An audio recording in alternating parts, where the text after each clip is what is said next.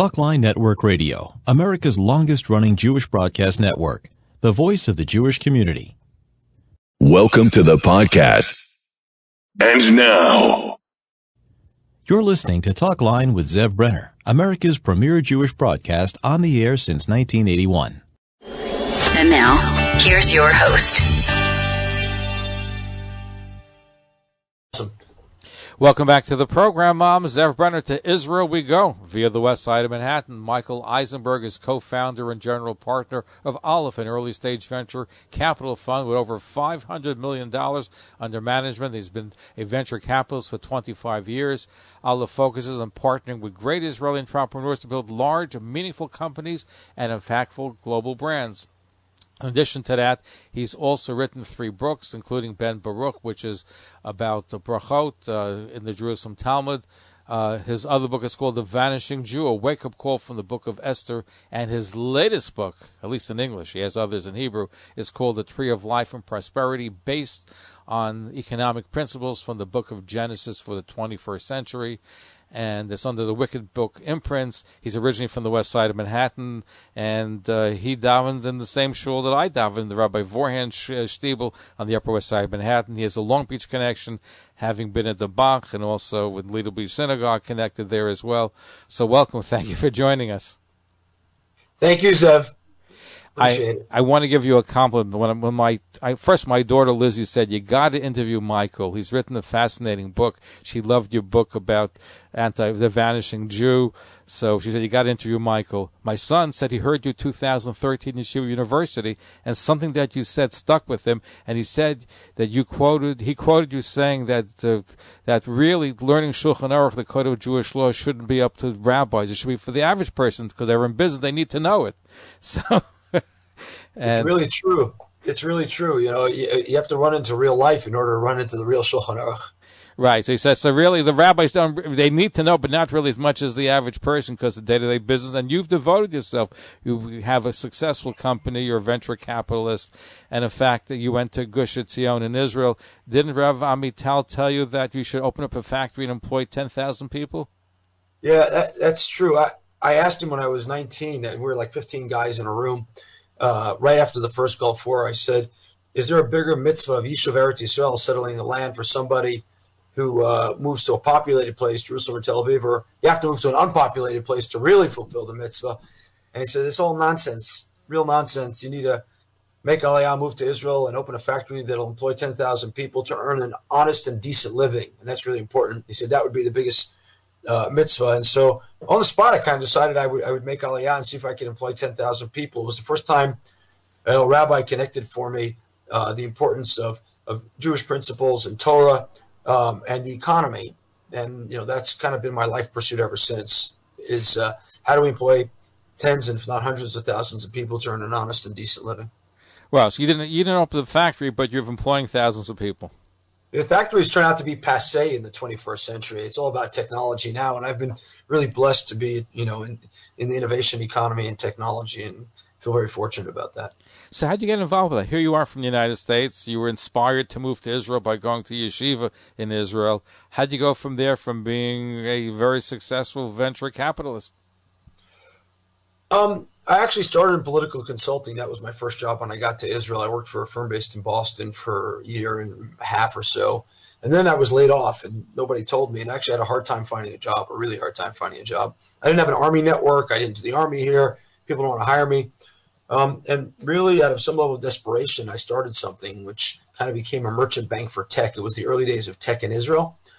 And it turned into like a merchant bank for tech that became a venture capital fund. And then I've been at 3 venture capital funds. And that's really where the economy is. And, you know, I think the future of the Jewish people is in Israel. And I think the future of the economy is in tech. And I feel very, very, you know, blessed and privileged to be at that intersection. Well, Israel's certainly a leader in high tech, but a lot of it comes from the Army. So the fact that you didn't have that experience makes it even more interesting, because a lot of people make the connections, especially dealing with technology that the Israeli Army has developed and they've taken it and made it civilian use. Absolutely. Those networks matter. One of my partners came out of one of those great units in the Army. But, you know, Israel is a welcoming country, and It's a country where I say there aren't 6 degrees of separation. There are only two. Everyone's got a direct line to the prime minister. Just ask them. And you can get around it if you're willing to kind of put yourself out there. People are very accommodating and take in, and a lot of people were very good to me early in my career. People like Shlomo Kalish and Jonathan Medved, who's now at our crowd, and Neil Cohen and others, and Nachum Sharfman of blessed memory, who started shopping.com, and Amir Ashkenazi and Dan Saporin. And so I just feel super blessed they've taken me in. Oh, it's terrific. Now tell me, one of your earliest ventures was sold to Kodak. Tell us about it. I'm referring to Picture Vision. Yeah, so this is a great story, actually. I was on a plane back to Israel for one of my first business trips, and I knew nothing. I was this kind of bright-eyed and bushy-tailed merchant banker. I didn't even know what that was, with a fancy card. And I really knew nothing. And sitting next to me was a guy named Gur Shomron, who's like an Israeli technology legend. And he says, man, I got this guy. He's down on his luck. His name he didn't tell me his name, actually. And he said, we meet with him. He's doing something, this thing called the Internet. And this is like early 95 or so. And the Internet was really new in the world and certainly new in Israel. And I was fortunate when I was in YU and edited the newspaper. We knew this thing called the Internet because we were early to digital printing, because we were a poor newspaper at the university, and I edited the commentator, the YU newspaper. Oh, YU newspaper, the commentator, sure. Yeah, I was the editor-in-chief, or co-editor-in-chief, alongside of a guy named Michael Kelman. But we had to send things over a modem, so I knew a little bit what this was. Anyway, I get back to the office. The next day, there's a call from a guy named Yaakov Ben Yaakov. I literally thought it was a prank. I thought he was getting ready for your book on prosperity from the book of Genesis. Yaakov Ben Yaakov, a better name for it. But anyway, go ahead. Exactly. Anyway, I go to meet him in his house in Givat Zev, just outside of Jerusalem, in the attic, and the kids are running around, and he's unemployed, basically, running this company that no one will invest in, because what's the Internet? And he was digitizing pictures, negatives. There used to be a thing called negatives. People may remember that. And uploading them to the browser, this thing called the Internet, and you could send them across the world, I would say instantaneously, except it took a lot of minutes, because bandwidth was slow. It was the early days, and browsers were slow.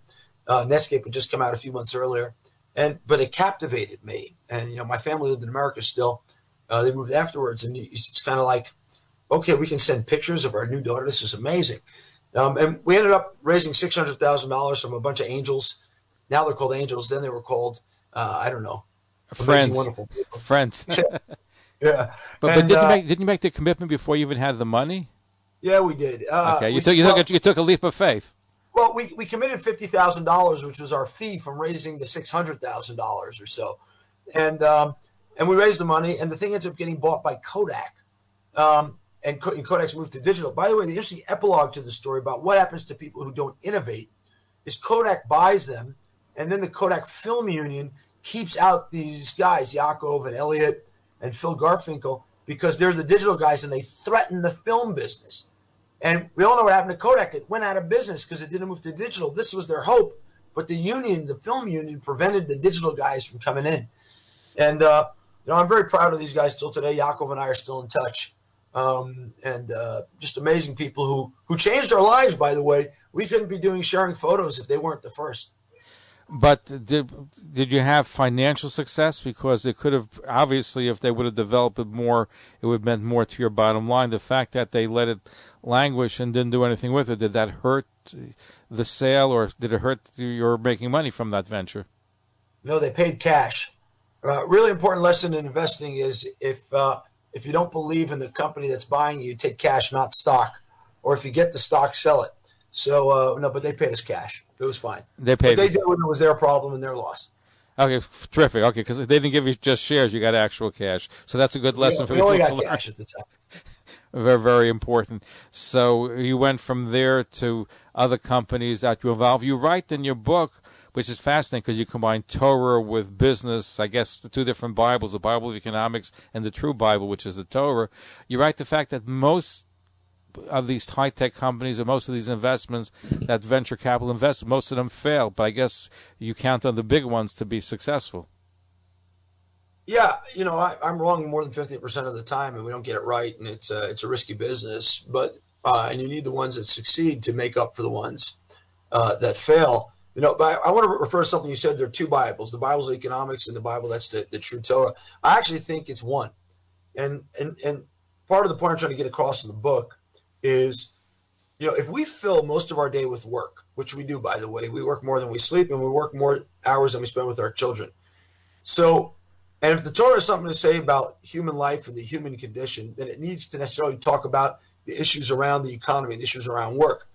The parsha about Avram coming to the land of Israel, the word rechush, possessions, is said 7 times. That's what's called in German a Leitworter, or in Hebrew, it's called a milah mancha, which is a leading word, a word that tells you what it's about. And it's about possessions and Avram's treatment of wealth. And we know that Noah is an inventor. He invents the plow. He invents fermentation and wine. And if you go all through the book of Genesis, Bereshis, you will discover that innovation, economy, business, money is a core topic. We have a whole parsha dedicated to Avram negotiating his purchase of, the burial cave, the Marat HaMachpelah in Hebron. We have large portions dedicated to Yosef's managing of the economy in Egypt. In fact, by the way, the Abarbanel asks, why are there so many chapters dedicated to Yosef's managing the economy of Egypt? Shouldn't this be in the historical annals of Egypt? And the answer is no, it shouldn't, because the Torah has what to say about how we manage the national economy, because the Torah has what to say of how we manage wealth. The Torah has what to say about innovation, and the Torah has what to say about negotiation. That's core to what the Torah is.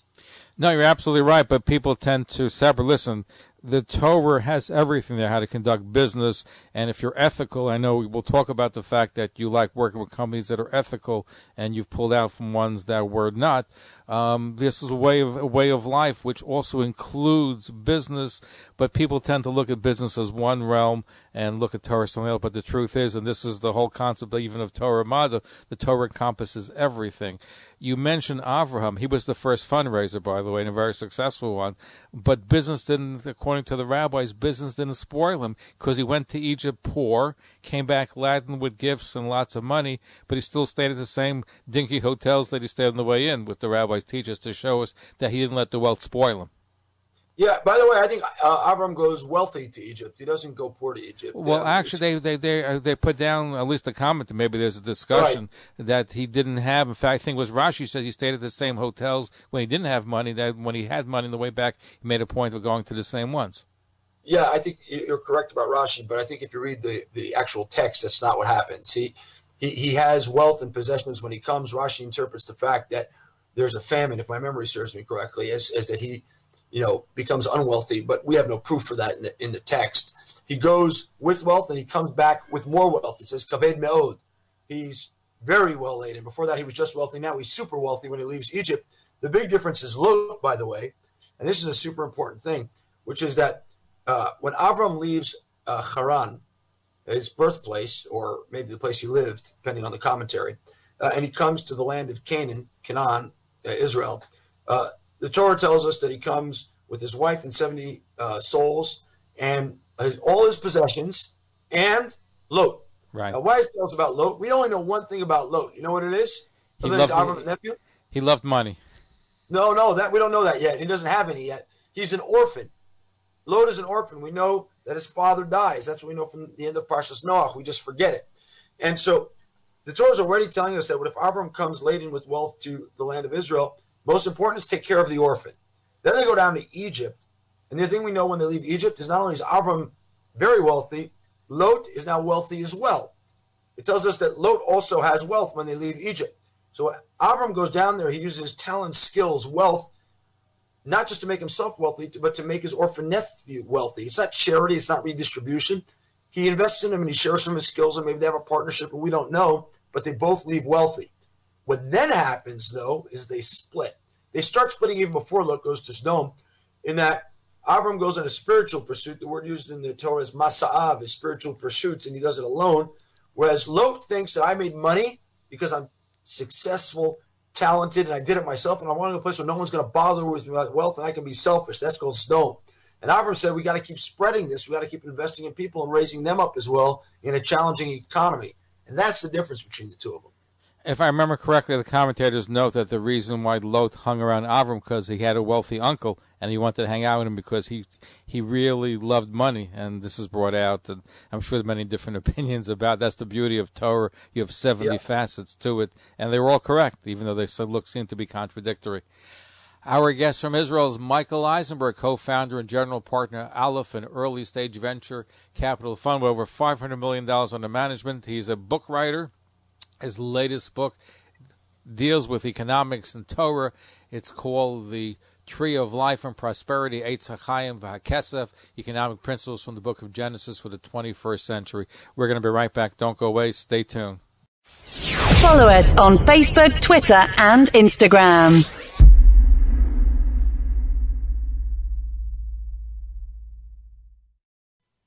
Talkline radio and TV with Zev Brenner is just phenomenal. Everybody concerned about the Jewish community should listen and watch. He has the best guests. He asks the most interesting questions. He's always so well prepared. It's talk radio and television from a Jewish point of view at its very best. To advertise on the Talkline network and Talkline's email and social media blasts reaching over 70,000 people, please call 212-769-1925, extension 100. That's 212-769-1925, extension 100. Or email info@talklinenetwork.com. You're listening to Talkline with Zev Brenner, America's premier Jewish broadcast on the air since 1981. And now, here's your host. Welcome back to the program. I'm Zev Brenner. Michael Eisenberg is our guest, co-founder and general partner at Aleph, an early-stage venture capital fund with over $500 million under management. He's been a venture capitalist for 25 years. His company, Aleph, is partners with great Israeli entrepreneurs to build large, meaningful companies and impactful global brands. He's written a few books. His latest one is entitled The Tree of Life and Prosperity, Eitz HaChaim v'HaKesef, Economic Principles from the Book of Genesis for the 21st Century. It's a Wicked Son book. Why did you pick a Wicked Son from Exodus as opposed to the Righteous Son or the son who doesn't know how to ask? I didn't pick anything, is the truth, but my publisher, that's their imprint for their Jewish books. I think, it stands out. We have a saying at Aleph at our fund, different is better than better, and I guess they've taken that on. The fact that you asked the question means that the brand is working. Well, listen, got my attention. How's the book doing?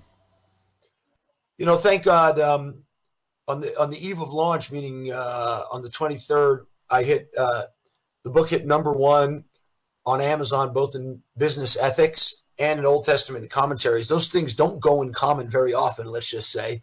You're not finding books making it in both categories to the top. And it number 1 in new releases in both of those categories. And we're now in the top 4,500 or 4,300 books in Amazon on launch day. And it's super exciting. And people from all across the spectrum, by the way, Jewish, non-Jewish. I was going to ask that. Does the book appeal to Christians or non-Jews as well?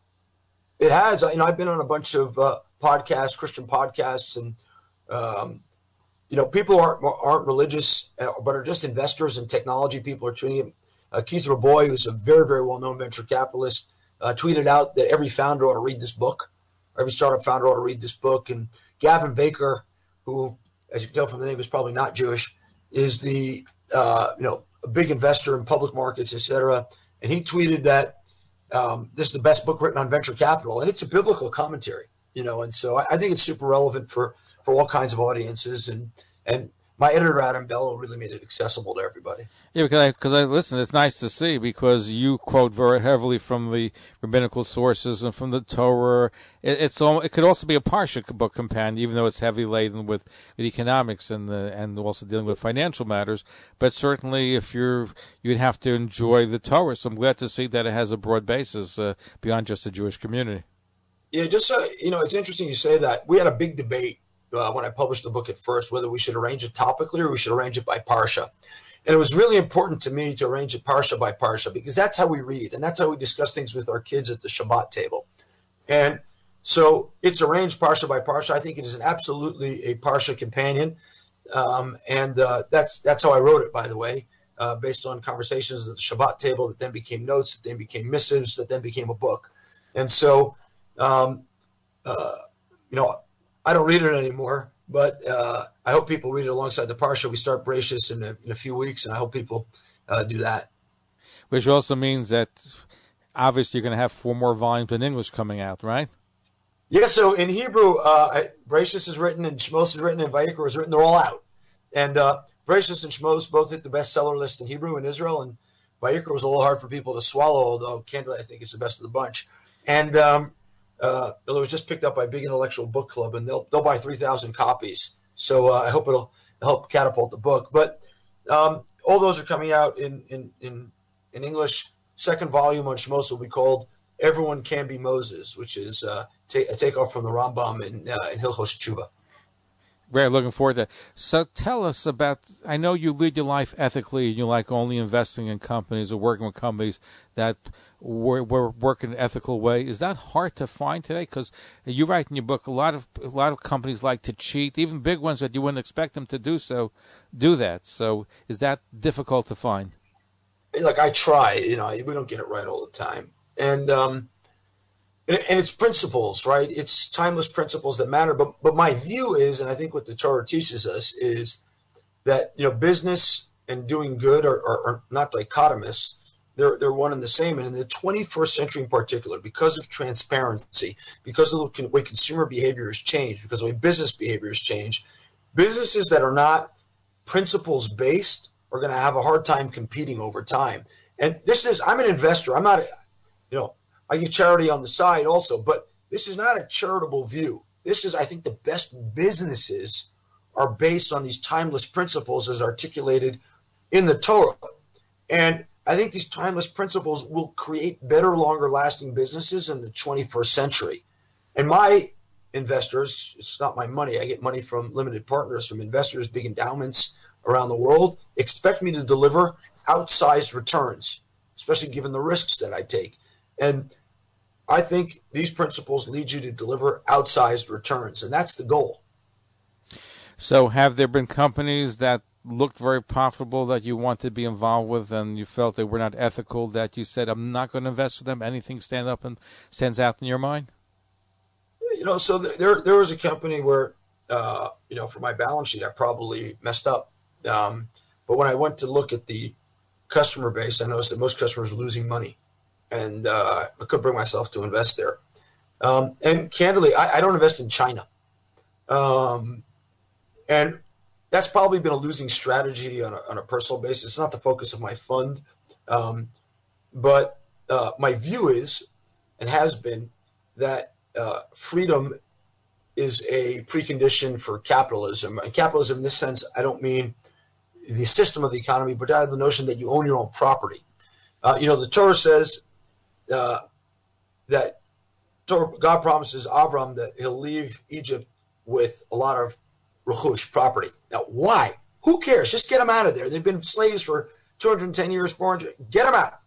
And the answer is that part of being free is owning property.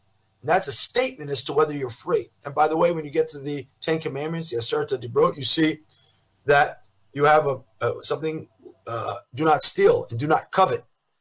Lo tignov and lo tachmod. Well, why? Because there's private property. You don't need those commandments if there is no private property.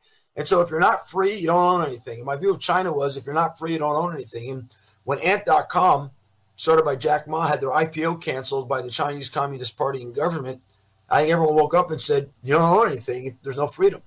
And like I said, over the long term, the balance sheet may have suffered from this over the recent term. But I think over the long term, this is a winning strategy. Well, I think right now the world seems to want to move away from China because too much economic power and products are based there. So I think the world is coming to a view that it should be diversified. Not everything should be almost exclusively made in China. So in the long term, your strategy, I think, may pay out. Yeah, like I said, I may have given up some short-term profits, but I think in the long term, the strategy is correct. It certainly avoids some embarrassment. We need freedom. And I would assume that you would not invest in a company such as Ben & Jerry's, which is getting a lot of controversy in Israel and here, right? Well, Ben & Jerry's is owned by Unilever, so there's no opportunity to invest in Ben & Jerry's. And I will say about Ben & Jerry's, this will shock some of your listeners. I'm actually really happy that they did what they did. Really happy. Why? Now I know not to buy their ice cream. And before that, they could have been supporting all sorts of nefarious causes, and I wouldn't have known.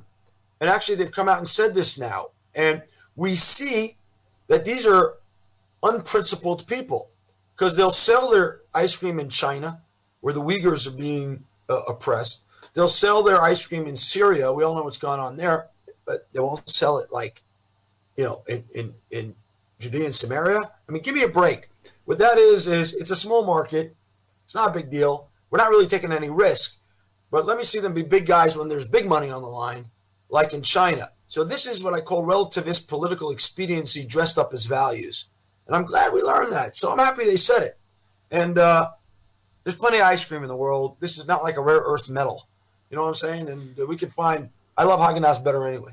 Right, exactly. Now, people say it's not such a great ice cream, so why are people going so crazy? And the irony is that I spoke to the owner of the franchise of Ben & Jerry's in Israel. He's awesome. He's awesome. And he sells less than 2% of the company's product as sold in Judea and Samaria, and a good percentage of those Palestinian Arabs. So what's the whole big deal about it? Under Israeli law, he's not allowed to dissociate Judea and Samaria. He'd be violating Israeli law. So, by the way, under some U.S. law, they're not allowed to do it either. And Ben Jerry's not allowed to do it. So there are anti-boycott laws in Illinois and Kentucky and other places like that. But like I said, this was relativist political expediency to be accepted into a certain kind of bon ton, religious politicization of a topic. And, good luck, Ben and Jerry. Yeah, good luck. Can you give us an example of a success story where you invested in a company which you weren't sure was going to go, you thought it looked interesting, and it turned out to be a major hit? Well, you generally don't invest unless you have high conviction because the risks are so large in venture capital that high conviction is fundamental. And so I have very high conviction when I invest. So you can't not. You need an iron stomach for this business because there's so many risks. So no, I can't think of anything like that. Because like you said before, most of the products or most of the company you invest in are not going to make it. When you make it big, you make it big, and when you lose big too, right? It's but it's asymmetric. In my business, you can only lose one times your money, but you can make money multiples. But it's not for the faint of heart. One of the hard things about this business is you're failing so often. You have to really live with failure. One of the things growing up Orthodox Jewish in New York it's actually hard to fail because you got to walk into shul and walk into the community and be a failure. And I think we need to get better at teaching kids that it's okay to fail. And and being a failure. I was unemployed for a while right at the beginning of my career, and kind of picking yourself up and working harder is really, really important. And in the technology economy there are failures, in the innovation economy there are failures, and we just got to get better. I think one of the important things about the Torah is exactly that. It teaches us that we're all human beings, and we fail, and we're human, and we just got to get better at it the next time. Now, one of the things that I think is growing in Israel is the haredi market, where they're starting to get involved in companies and high tech, and you see some that are directed to that. Have you been involved with the haredi sector in developing some of the high tech companies that are coming from that group? I have not been involved in what you would call a high tech company per se. I am involved in some not-for-profit efforts there, and haredi sector, as far as I'm concerned, are entrepreneurs like every other entrepreneur. I don't care what you wear or what you look like or what you did. If you have a good idea and a good execution in technology, I want to be your investor. How many people come pitching you all the time? I'm sure you must be inundated with people saying, "I got a great idea for you, Michael." Many a day. Last night we did an event in Tel Aviv for the launch of the book, and I was signing books, and there were at least 25 or 30 people there and come to hear about the book, but came to stand in line and pitch me. And so, I go into shul and people are pitching me. On Shabbos too, right? Yeah, so the best thing in the world is Shabbos. And, I've always had this radical view that I won't talk about any business topics on Shabbos, and serve me super well. I can get out of shul without getting pitched. And but yes, it happens in shul often. Ma'ariv, I had a guy who's come to me in Ma'ariv the last twice or three times the last couple of weeks. He waited for me on my Ma'ariv minute to pitch me on his idea twice. Wow. Did you end up investing in it? No. Is that because he came twice? Had he come three times? Three times as a chazaka, or no? I don't know. Now, I don't know. You've written the book, of course, dealing with Torah themes, and as my son Menachem Lev said, he heard it while you. That's the thing that stood out, is that how important it is to incorporate these Jewish values, Jewish halacha, Jewish law in the business practice on a day-to-day basis. Is there a particular personality in Chumash that you find embodies, the business and the ethical, and somebody we should emulate? I think there's different lessons from different people in the Torah. I am much more struck by the ongoing themes than I am by the individuals in the Torah and what we can learn from these different individuals, but in context. And so, I think they're there to teach us timeless lessons. But I will mention Noach. I think the story of Noach is really, really, really instructive. Everyone thinks about Noach, says, "Oh, who's Noach? He built the ark. Oh, and he saved the world from the flood." But I think the definitional stories around Noach are actually not about the ark. They're about before and after the flood. And before the flood, Chazal say, the sages say that Noach invented the plow, but it's in the verses. If you just read them carefully, it's in there. It wasn't like they invented something, Chazal, the sages. It's in the verses. And he built a mechanical object that increased prosperity and abundance and made food plentiful. He had a forefather 5 generations earlier. His name was Jared. Jared was the first Thomas Malthus of the universe. Thomas Malthus, of course, is an Anglican priest who thought the world was coming to an end and there wouldn't be enough food to feed everybody. And here we are a couple of hundred years later, all around there's enough food. Jared said, stop having children. So people started having children at later ages until Noach, Zeyinachamenu, he uncorked abundance and agricultural abundance by inventing the plow. But then humanity destroyed itself from abundance. And licentiousness took hold. And Hamas, which today is a terrorist movement in Gaza, took hold there. But Hamas, in the biblical sense, means a lack of trust, from stealing a little bit here and stealing a little there. That's from the Talmud in Peah. And that's the first story of Noach. So Noach invents the plow, but he doesn't create a principles framework around it, an ethical framework around it for good use, and society destroys himself. And then after the flood, Noach invents wine and fermentation and chemistry. And by doing this, he could have solved a big problem of dirty water. We know when there are floods, there's brackish water. And wine is actually the water of the ancients because it's alcoholic, it's clean. But again, Noach doesn't invent an ethical framework around it, and so he gets drunk and he's abused by his son in his drunken stupor in his tent. And so I think the lessons of Noach is that innovation happens a lot. Innovation creates abundance, and it's super important and propels society forward. But if we don't build a principles framework around it, we're going to get in trouble. Well, I think Noach gets a bad deal. I believe that they talk about, even the commentators, and Rashi talks about the fact that would he been a righteous person in another generation. I think that he not only invented the plow, he also was the first one to recognize and give honor to grandparents. He did so much, and we are all children of Noah. He saved humanity. He doesn't get as much credit for that, even though people say we're from Adam, the first man. But Noah certainly was an innovator.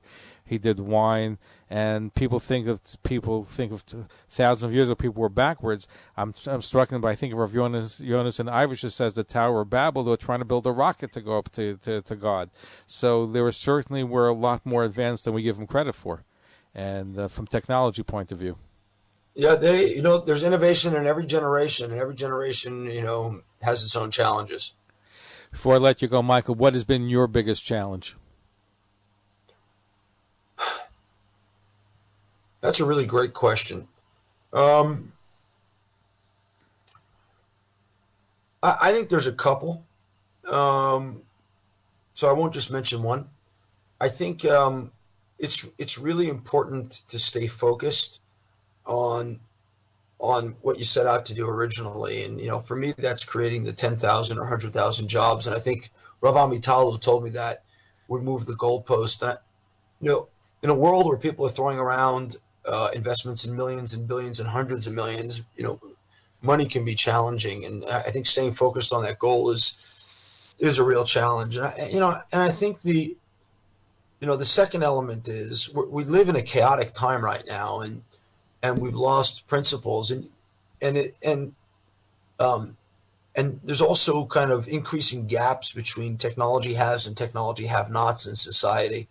And I think it's you can get caught up meeting with all these smart entrepreneurs and engineers every day, and forget that it's only 5 or 6% of the Israeli workforce and probably some smaller percentage of the American workforce. And I think that's a challenge every day of how we spread these blessings, and that's really important to me.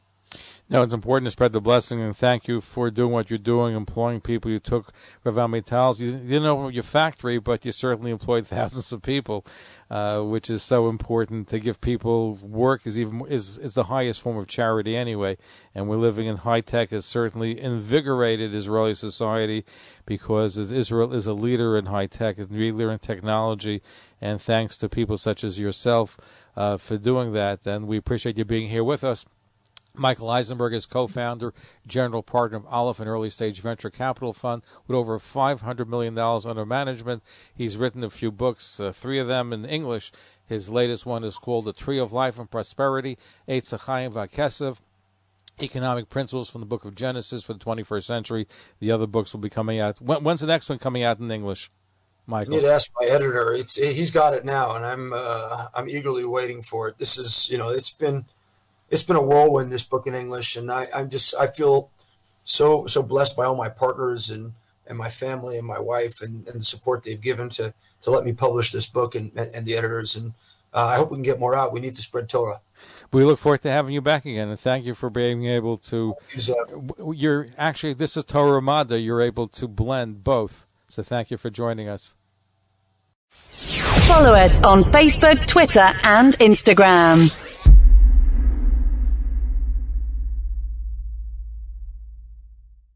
Thanks for listening. For continuous Jewish programs, TalklineNetwork.com, or our 24-hour-a-day listen line at 641-741-0389. For past shows, you can find us on iTunes, Spotify, Amazon, YouTube, Instagram, and all major podcast platforms, or jewishpodcast.org. Thanks for listening to the TalklineNetwork.com. Talkline Network Radio, America's longest-running Jewish broadcast network, the voice of the Jewish community.